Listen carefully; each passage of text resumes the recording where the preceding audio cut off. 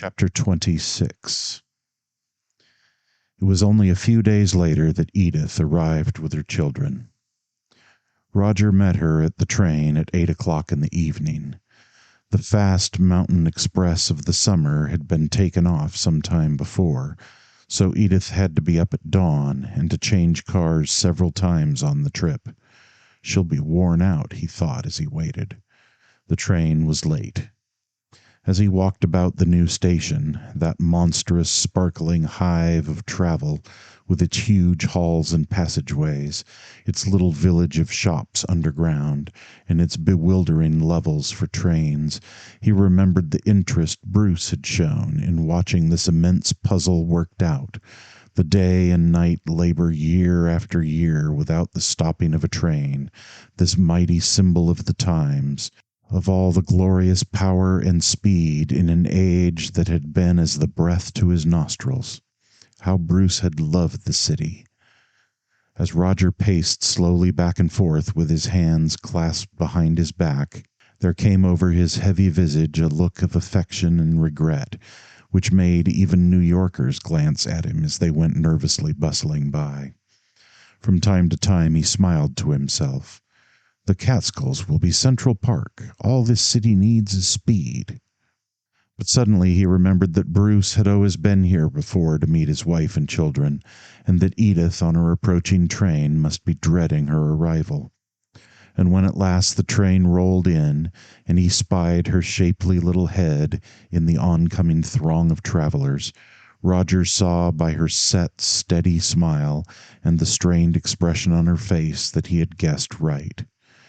With a quick surge of compassion, he pressed forward, kissed her awkwardly, squeezed her arm, then hastily greeted the children and hurried away to see to the trunks. That much of it was over. And to his relief, when they reached the house, Edith busied herself at once in helping the nurse put the children to bed. Later he came up and told her that he had had a light supper prepared. "Thank you, dear," she answered. "It was so thoughtful in you, but I'm too tired to eat anything." And then, with a little assuring smile, "I'll be all right. I'm going to bed." "Good night, child. Get a fine, long sleep."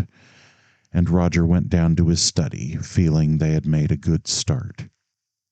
"What has become of Martha?" Edith asked her father at breakfast the next morning. "She left last month to be married," he said. "And Deborah hasn't replaced her yet?" In her voice was such a readiness for hostility toward her sister that Roger shot an uneasy glance from under his thick grayish brows.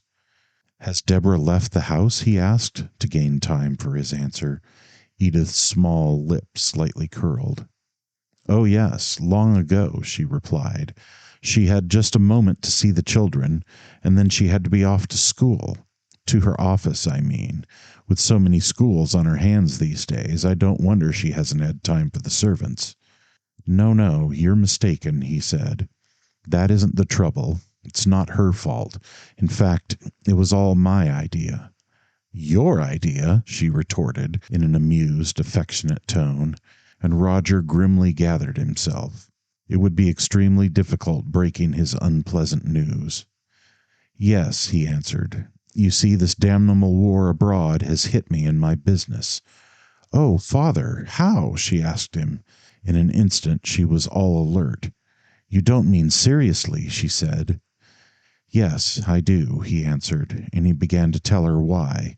But she soon grew impatient. Business details meant nothing to Edith.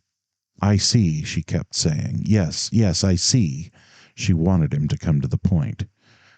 "So I've had to mortgage the house," he concluded, "and for very little money, my dear, and a good deal of that," he cleared his throat, "had to go back into the business." "I see," said Edith mechanically. Her mind was already far away, roving over the plans for her children. For in Roger's look of suspense she plainly read that other plans had to be made for them in her absence. "Deborah's in this," flashed through her mind. "Tell me what it will mean," she said. "I'm afraid you'll have to try to do without your nurse for a while." "Let Hannah go? Oh, father!" And Edith flushed with quick dismay. How can I, Dad? 5 children, 5! And 2 of them so little they can't even dress themselves alone. And there are all their meals, their baths, and the older ones going uptown to school. I can't let them go way uptown on the bus or the trolley without a maid. But Edith, he interrupted, his face contracting with distress, don't you see that they can't go to school? She turned on him. Uptown, I mean, to those expensive private schools. Father, she demanded, do you mean you want my children to go to common public schools? There was rage and amazement upon her pretty countenance, and with it an instant certainty, too.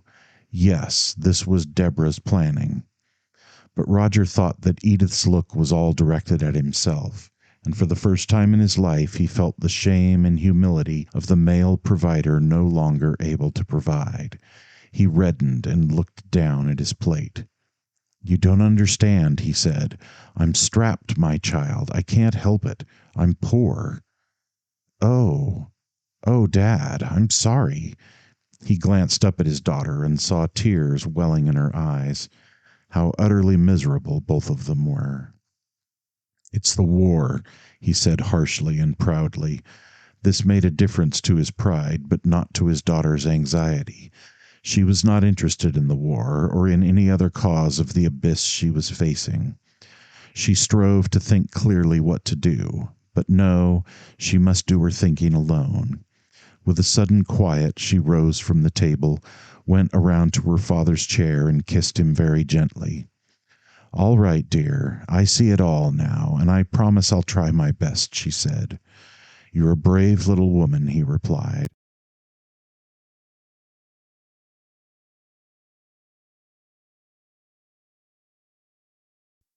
But after she had gone, he reflected.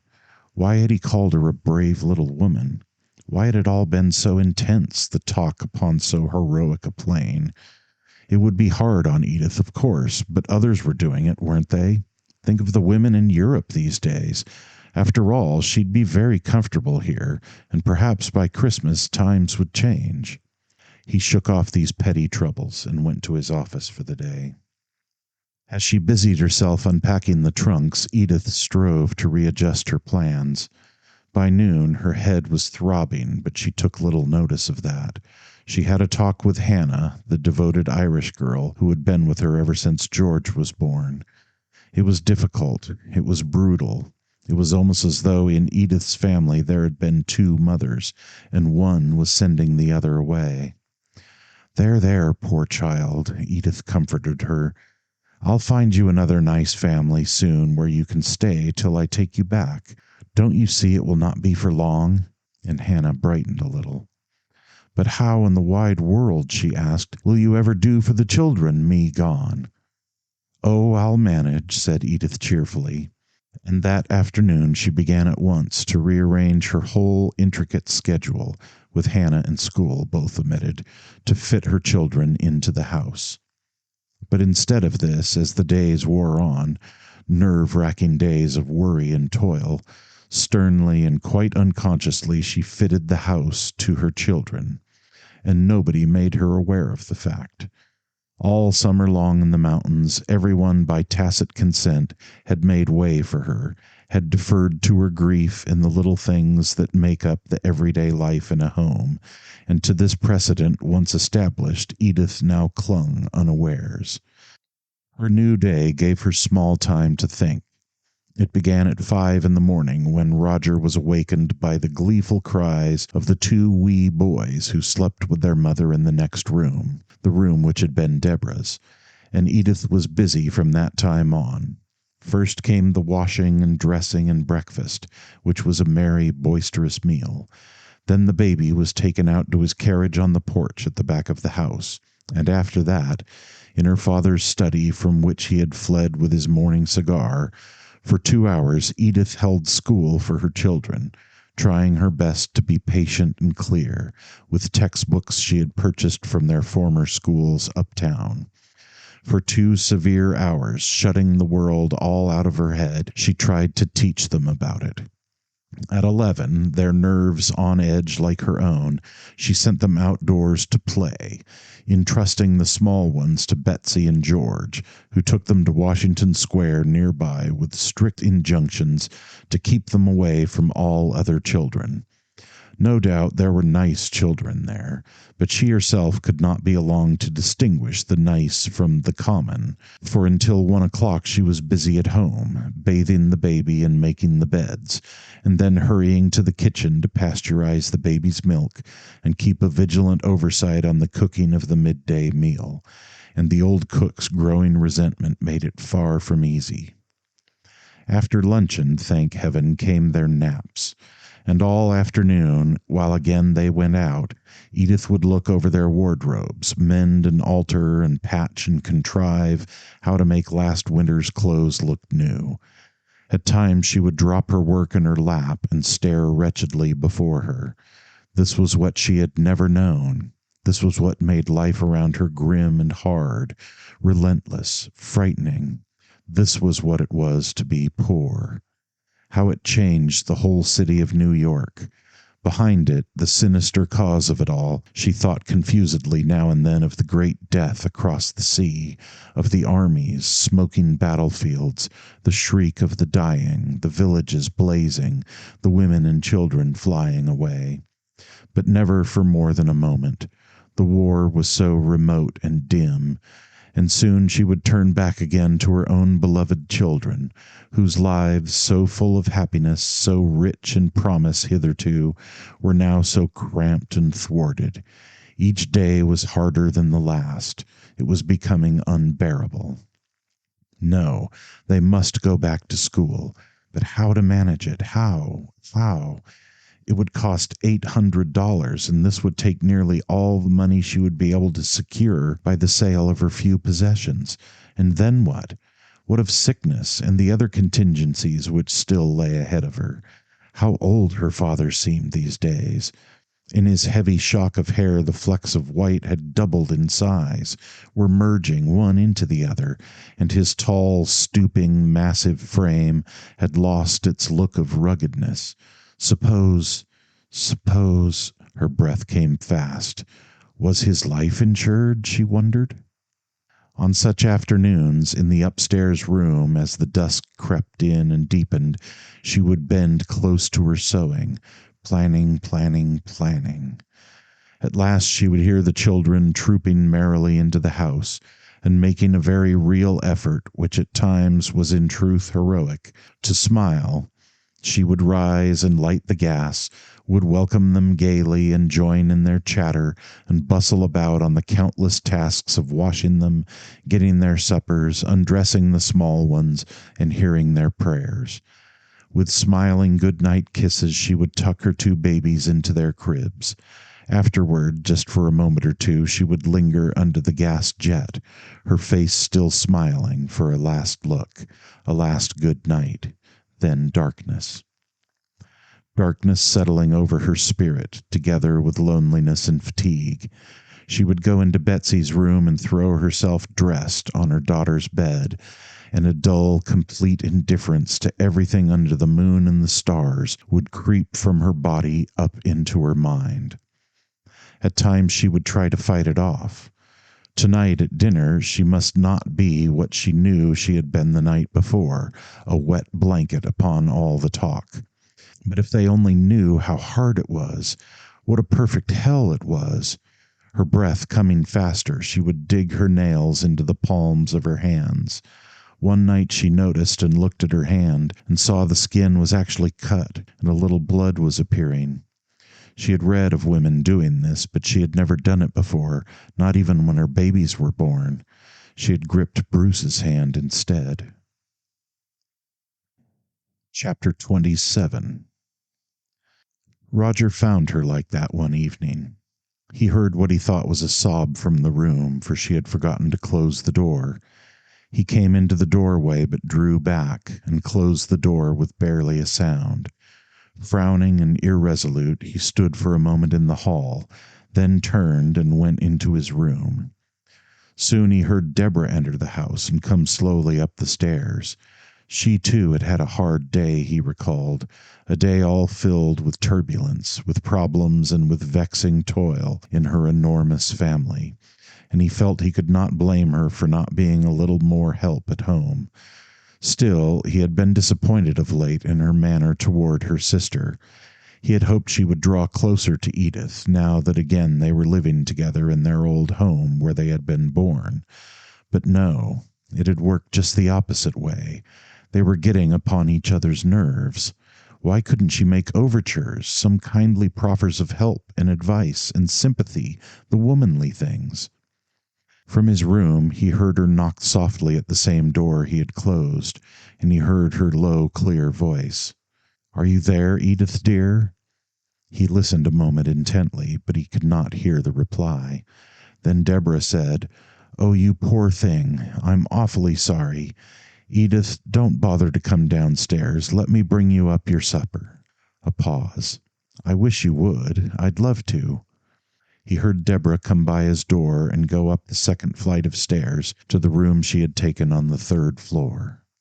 I was wrong, he reflected. She has been trying, but it doesn't do any good.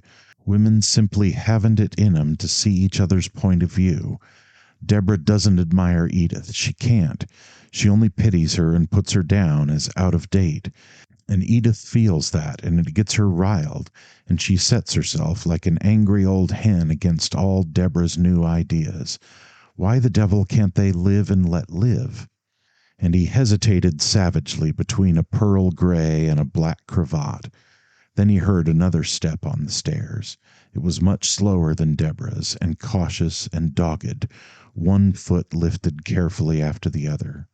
It was John, who had finished his kitchen supper and was silently making his way up through the house to his room at the top, there to keep out of sight for the evening. And it came into Roger's mind that John had been acting in just this fashion ever since Edith had been in the house. "We'll have trouble there, too," he told himself as he jerked the black satin cravat into place, a tie he thoroughly disliked. Yes, black, by George, he felt like it tonight. These women, these evenings, this worry, this war, this world going raving, driveling mad. And frowning with annoyance, Roger went down to his dinner. As he waited, he grew impatient. He had eaten no lunch. He was hungry. And he was very tired, too, for he had had his own hard day.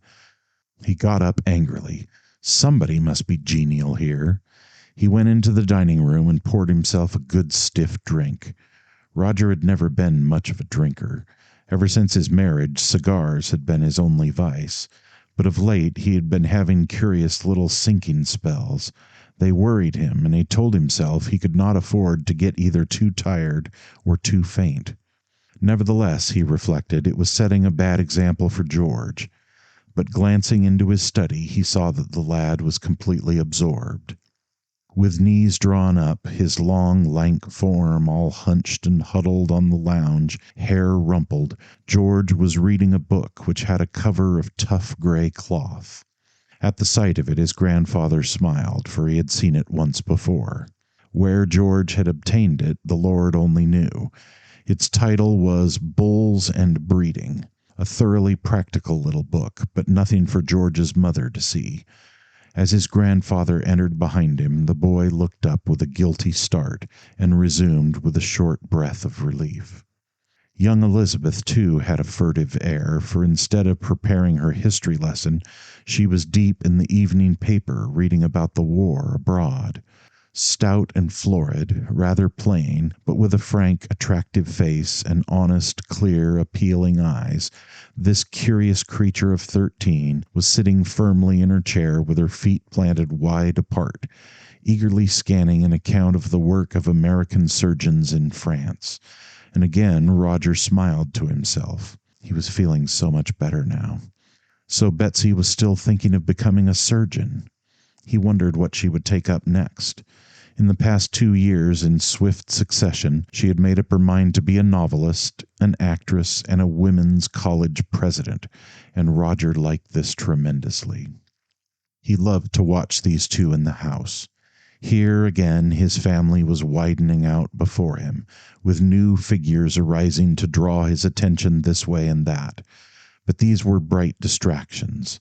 He took a deep, amused delight in watching these two youngsters caught between two fires, on the one side their mother and upon the other their aunt, both obviously drawn toward Deborah, a figure who stood in their regard for all that thrilling outside world, that heaving, sparkling ocean on which they too would soon embark, both sternly repressing their eagerness as an insult to their mother, whom they loved and pitied so, regarding her as a brave and dear but rapidly aging creature well on in her 30s, whom they must cherish and preserve. They both had such solemn thoughts as they looked at Edith in her chair.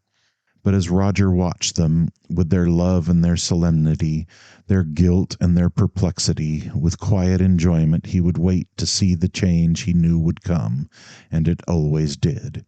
The sudden picking up of a book, the vanishing of an anxious frown, and in an instant their young minds had turned happily back into themselves, into their own engrossing lives, their plans, their intimate dreams and ambitions, all so curiously bound up with memories of small happenings which had struck them as funny that day, and at which they would suddenly chuckle aloud. And this was only one stage in their growth. What would be next, he asked, and all the others after that? What kind of world would they live in? Please, heaven, there would be no wars. Many old things, no doubt, would be changed by the work of Deborah and her kind, but not too many, Roger hoped. And these young people, meanwhile, would be bringing up children in their turn. So the family would go on and multiply and scatter wide, never to unite again. And he thought he could catch glimpses, very small and far away, but bright as patches of sunlight upon distant mountain tops, into the widening vista of those many lives ahead. A wistful look crept over his face.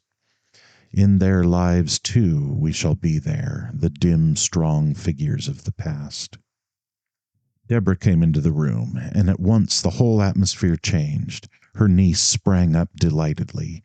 "Why, Auntie, how lovely you look!" she exclaimed, and Roger eyed Deborah in surprise. Though she did not believe in mourning, she had been wearing dark gowns of late to avoid hurting Edith's feelings. But tonight she had donned bright colors instead. Her dress was as near décolleté as anything that Deborah wore, and there was a band of dull blue velvet bound about her hair. "Thanks, dearie," she said, smiling. "Shall we go in to dinner now?" she added to her father. "Edith said not to wait for her, and I'll have to be off rather early this evening." "What is it tonight?" he inquired. "A big meeting at Cooper Union." And at dinner she went on to say that in her 5 schools the neighborhood clubs had combined to hold this meeting, and she herself was to preside. At once her young niece was all animation. "Oh, I wish I could go and hear you," she sighed. "Afraid you can't, Betsy," her aunt replied. And at this, with an instinctive glance toward the door where her mother would soon come in to stop by her mere presence all such conversation, Elizabeth eagerly threw out one inquiry after the other, pell-mell. "How on earth do you do it?" she wanted to know. "How do you get a speech ready, Aunt Deborah? How much of it do you write out ahead? Aren't you just the least bit nervous now? I mean, this minute? And how will you feel on the platform? What on earth do you do with your feet?" As the girl bent forward there, with her gaze fixed ardently on her aunt, her grandfather thought in half-comic dismay, "Lord, now she'll want to be a great speaker like her aunt, and she will tell her mother so." "What's the meeting all about?" he inquired, and Deborah began to explain. In her 5 schools the poverty was rapidly becoming worse.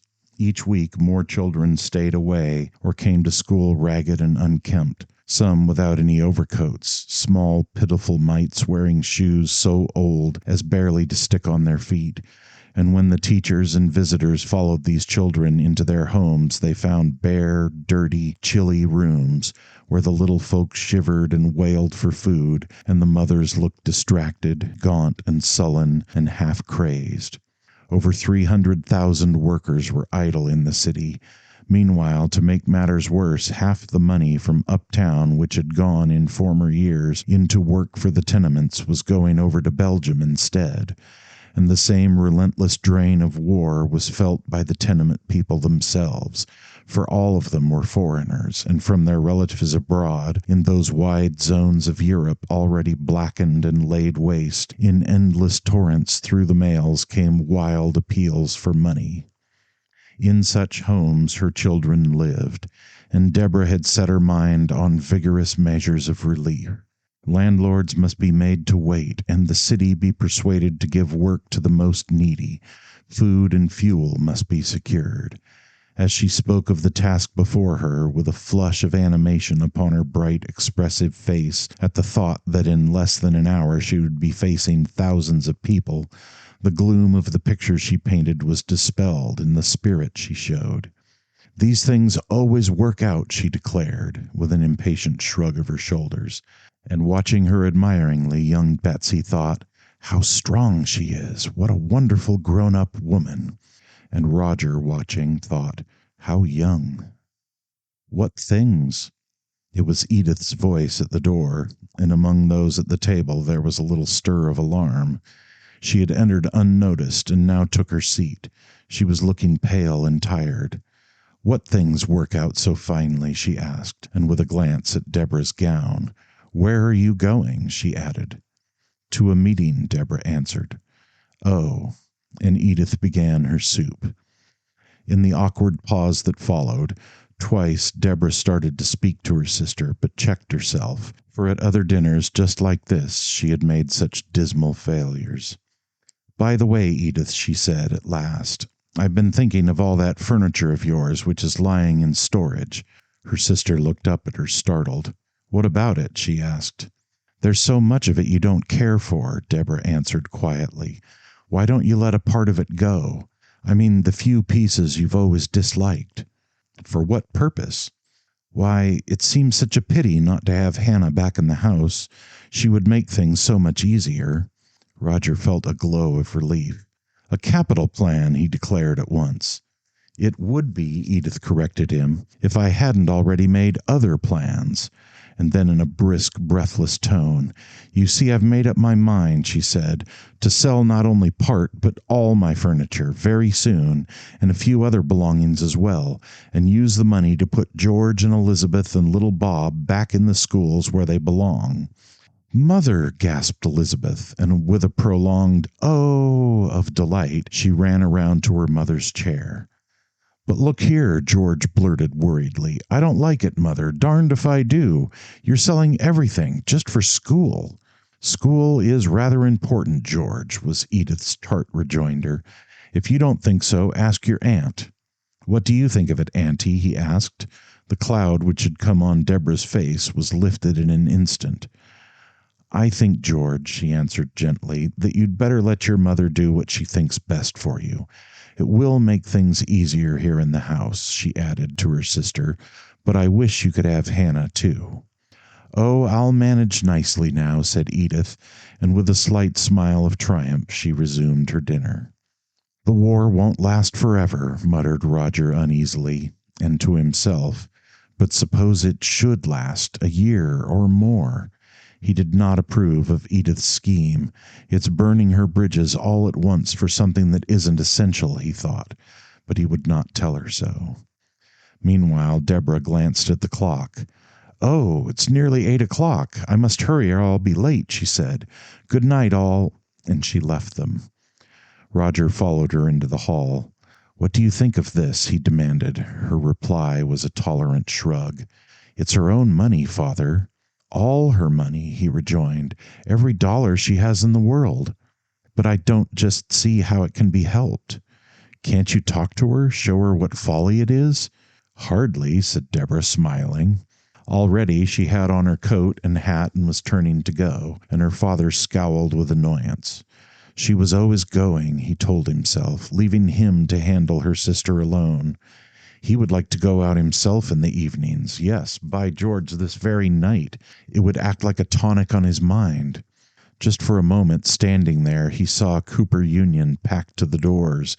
He heard the ringing speeches, the cheers. But no, it was not to be thought of. With this silent war going on in his house, he knew he must stay neutral. Watchful waiting was his course.